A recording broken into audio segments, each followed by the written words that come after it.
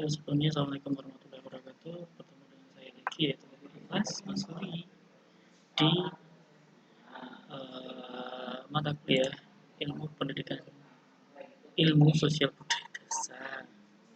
Nah, saat ini saya mengampu di program studi penerimaan mereka yaitu semester 5 dan semester 1, di mana nanti saya akan menjabarkan apa itu ilmu sosial dasar,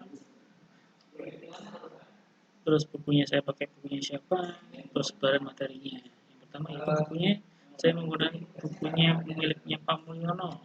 Pak Mulyono ini yaitu dosen prodi D3 Teknik Elektronika Stikasi sudah Semarang. Terima kasih Bapak. Buku jenengan modul jenengan saya pakai untuk mengajar mahasiswa saya di pendidikan. Terus selanjutnya untuk daftar isinya atau sebaran materinya sebagai berikut, yaitu bab 1 sampai bab 9, yaitu bab 1 pengantar ilmu sosial budaya. Kita akan kita akan bahas hari ini.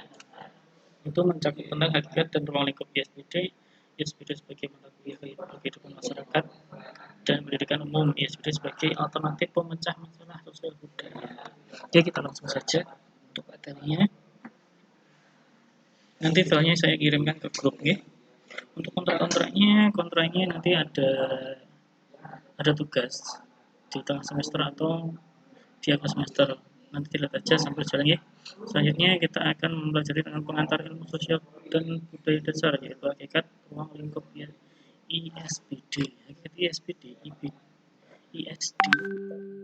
Secara garis besar ilmu dan pengetahuan dikelompokkan menjadi 3 macam, yaitu ilmu alamiah, natural science, ilmu sosial, social science, pengetahuan budaya atau the humanity. ISBD mempunyai pokok yaitu hubungan timbal balik manusia dengan lingkungan. Adapun aturan sasaran atau objek kajian ISD adalah sebagai berikut.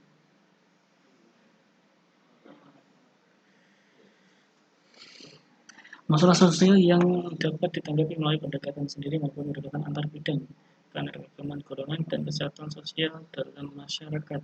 Yang lainnya yaitu tujuan dari ISD sendiri yaitu membangun perkembangan wawasan pemikiran dan kemudian mahasiswa akan memperoleh wawasan pemikiran yang lebih luas. Selanjutnya, ilmu budaya dasar yaitu merupakan kelompok ilmu dan pengembangan termasuk dalam kelompok pengetahuan budaya. Tujuan dari IPD adalah pengembangan mahasiswa dengan cara memperluas wawasan pemikiran dan kemampuan kritikal terhadap masalah-masalah budaya. Kita tidak membahas tentang budaya, namun dari budaya itu kita bisa belajar.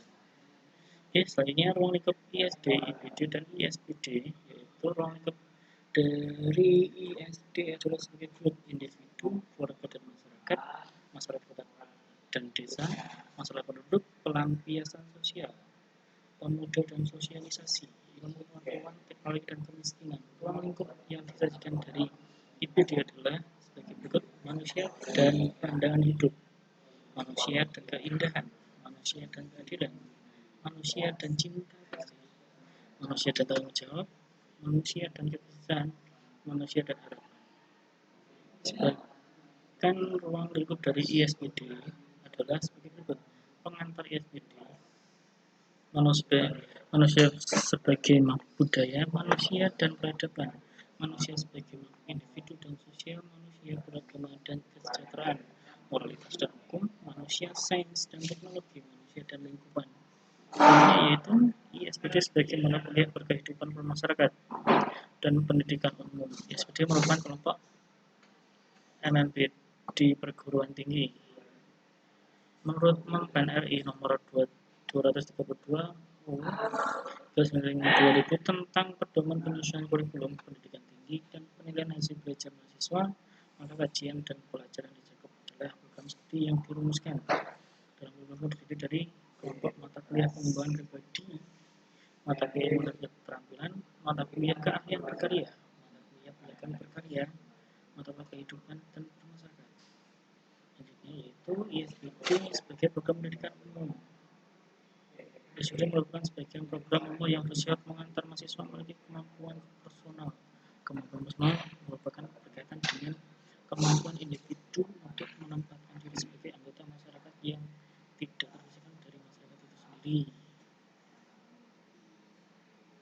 istilahnya masyarakatnya mampu beradaptasi, mungkin ya, mampu bersosialisasi.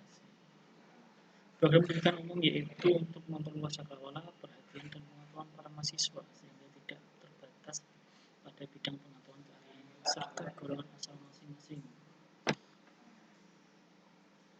Nah, selanjutnya yaitu ISBD sebagai alternatif pemecah masalah sosial budaya.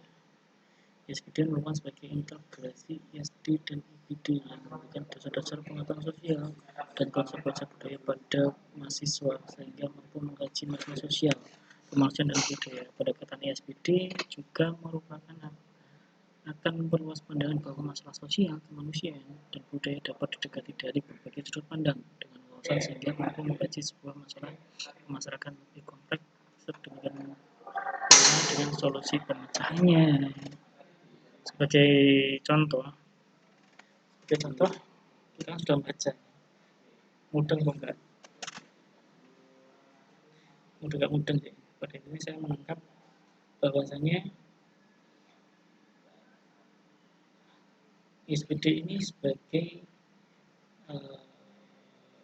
pemecah masalah yang kompleks dengan menggunakan ilmu ISBD. Contohnya, ini kan pada saat pandemi COVID, ini kan disarankan untuk membatasi segala termasuk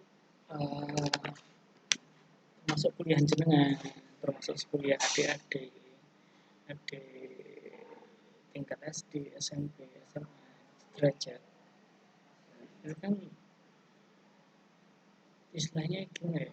Yang biasanya kita mengajar secara konvensional, tatap muka, sekarang diganti dengan daring. Terus budayanya kayak gitu. Kita kan budayanya kayak gitu, tatap muka, ada pelajaran catatan, terus selanjutnya ada yang namanya tugas. Kebiasaan kita kan kayak gitu, budaya atau istilahnya budayanya kita untuk mempelajarkan atau belajar itu beda. Mempelajarkan itu kan kita mengajarkan masalah berilmu. Nah, masalahnya apa? Ketika mahasiswa dipaksa daring itu akan istilahnya sulit untuk memahami. Karena kenapa? Kebiasaan untuk kita mengadakan pembelajaran secara tatap muka. Jadi saya sebagai guru, kemudian sebagai murid, itu kan tatap muka. Jadi kita ada komunikasi dan transfer ilmu secara langsung dari guru ke murid.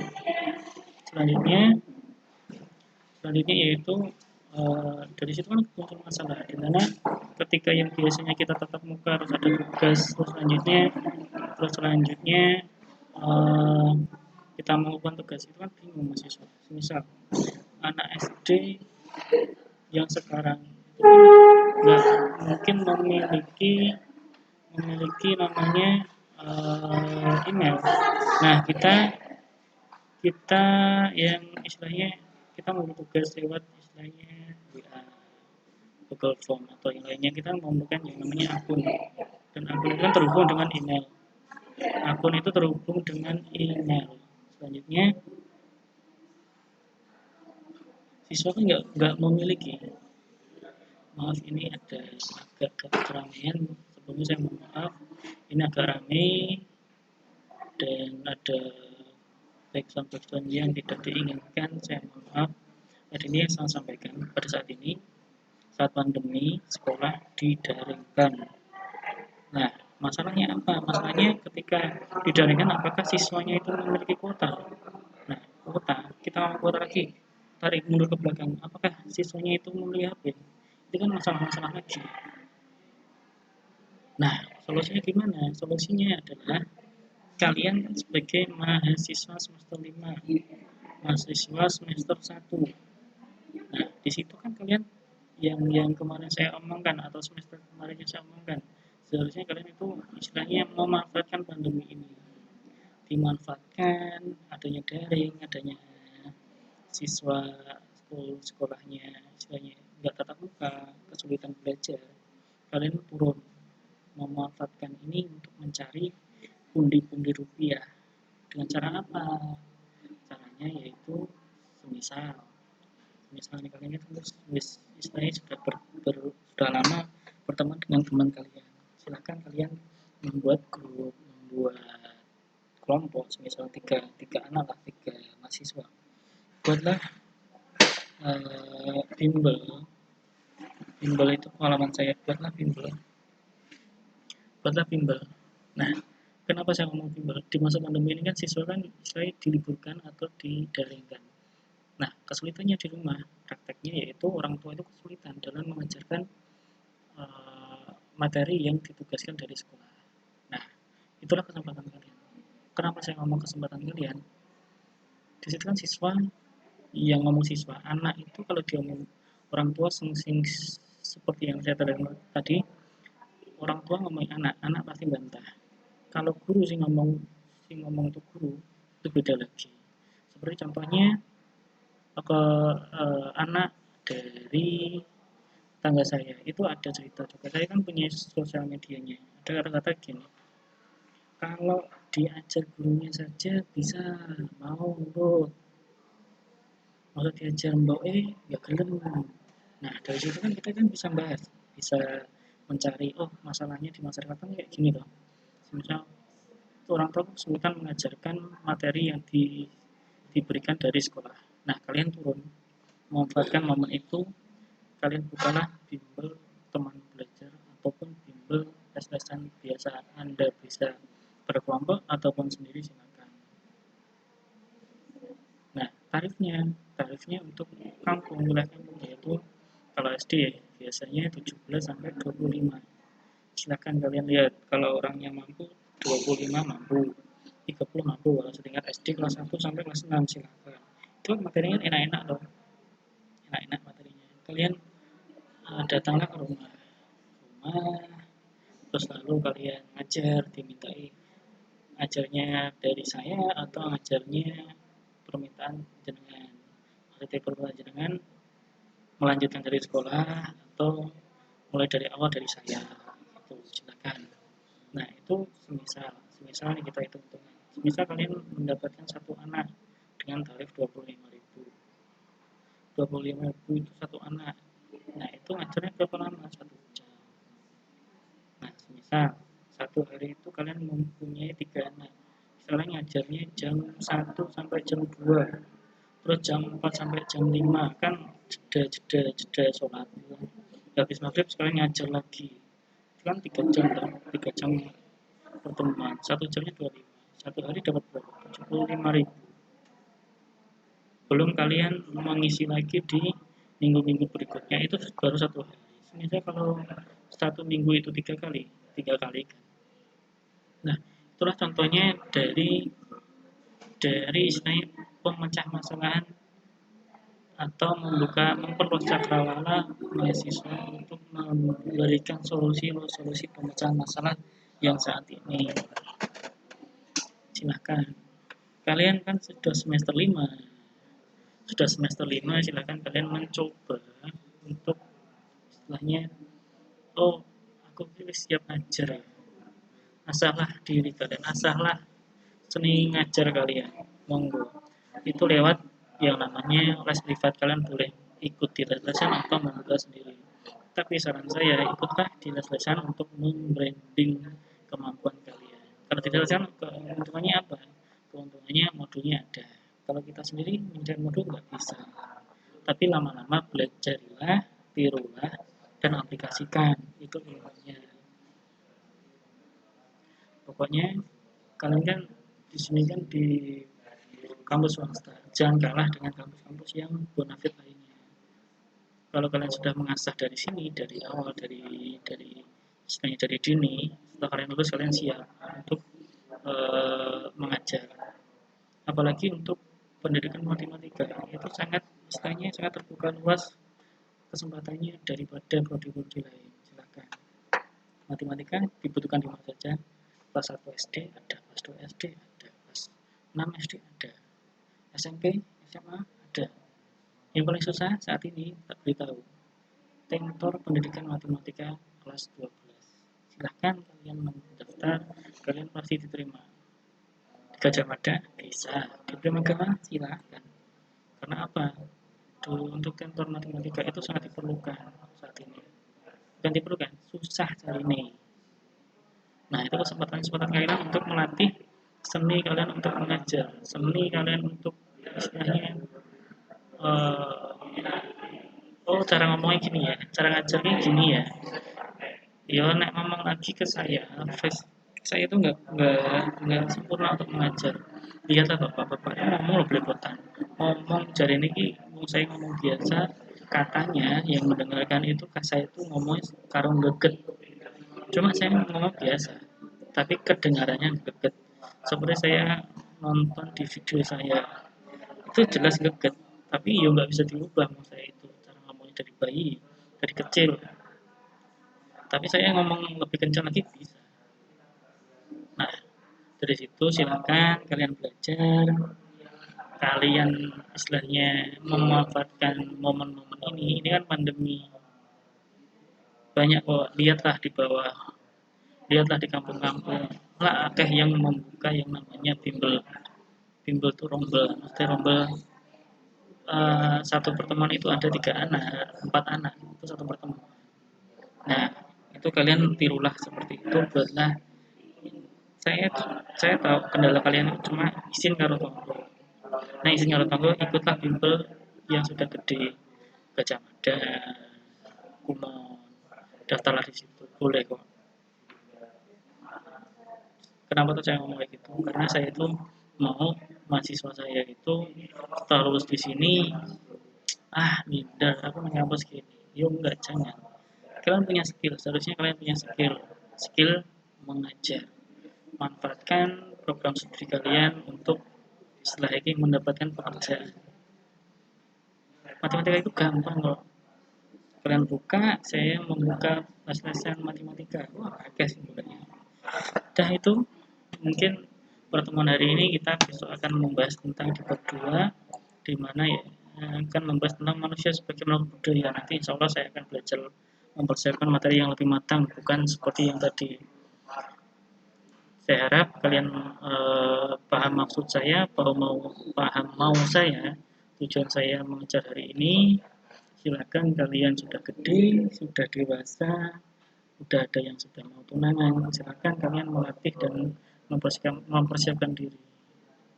Eman-eman, eman-eman kenapa? Ya eman-eman semuanya dipermudahkan semua. Tinggal kalian mengasah.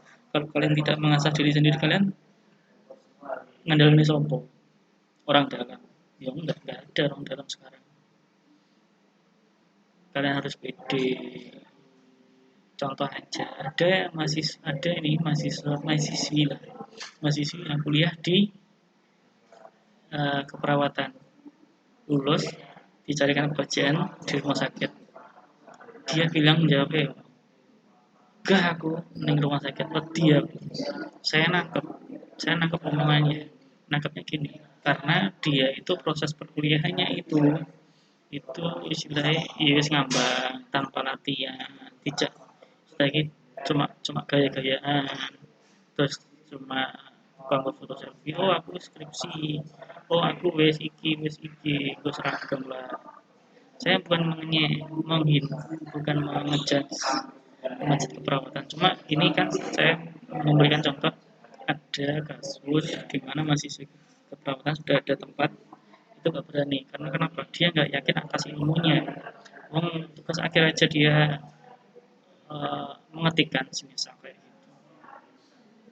Makanya di pendidikan matematika ini saya harapkan kalian lulus itu siap kerja.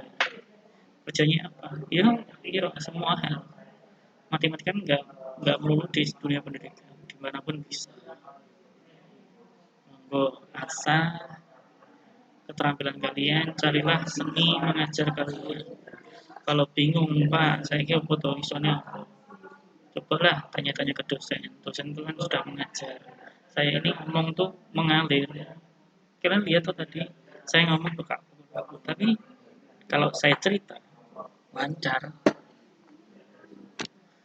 Ya seperti itulah pengalaman saya, bukan pengalaman sih, cuma itu unek-unek saya dari ambil ambil riset di lingkungan. Ternyata anak-anak mahasiswa itu yang kuliah di istilahnya, saya ngomong nikmah itu sudah membuka les-lesan. Karena apa? Dia melihat melihat kesempatan pada saat COVID ini bisa dimanfaatkan dengan sepenuhnya untuk mencari pundi-pundi rupiah.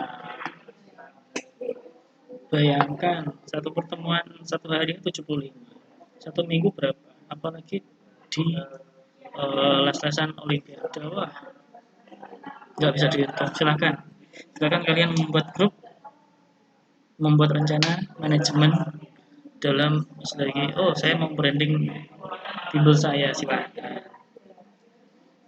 Atau mungkin dari apa himpunan mahasiswa mau memprakrasai atau mengkoordinir, silakan dibuatkan, nggak apa-apa, tapi koordinasi dulu sama yang punya prodi, yaitu baru saya nggak kuasa, cuma saya kasih tahu istilahnya, membuka cakrawala kalian. Matematika itu nggak hitung doang, banyak kok. Masuk tau ngajar SD kelas 1 tambah-tambahan aritmatika, 1 tambah 1 9 tambah 1, masuk nggak wani. Nanti ketemu soal soal apa ya, 7 dikurangi 9, bingung kalian. Cuma soalnya gini, 7 dikurangi 9 ditambah 10, itu cara menyelesaikan gimana? Kalau kalian bisa toh cuma ditukar seret gitu aja. Tapi anak SD nggak bisa. Anak SD itu uh, istilahnya pengetahuannya, kalau sesuatu kecil dikurang yang besar itu pasti nol. Itu yang membentuk istilahnya, persepsi kayak gitu kan, gimana ya, bingung. Kalau kan jelas nih ke siswa, ke anak SD umur 7 tahun itu gimana yo, biar istilahnya sebenarnya itu 7 dikurangi 8 ditambah 10 itu bisa. Cuma kan kalau kita anak dewasa kan nalarkan bisa diubah. Tapi untuk anak SD nggak bisa. Dan silakan kalian gali-gali potensi kalian. Saya sekiankan untuk perkuliahan hari ini. Untuk materi nanti saya sharekan. Untuk absensinya saya akan buatkan absensi Google Form. Nanti saya akan kirim ke grup. Terima kasih atas perhatiannya. Saya sekiankan perkuliahan ini.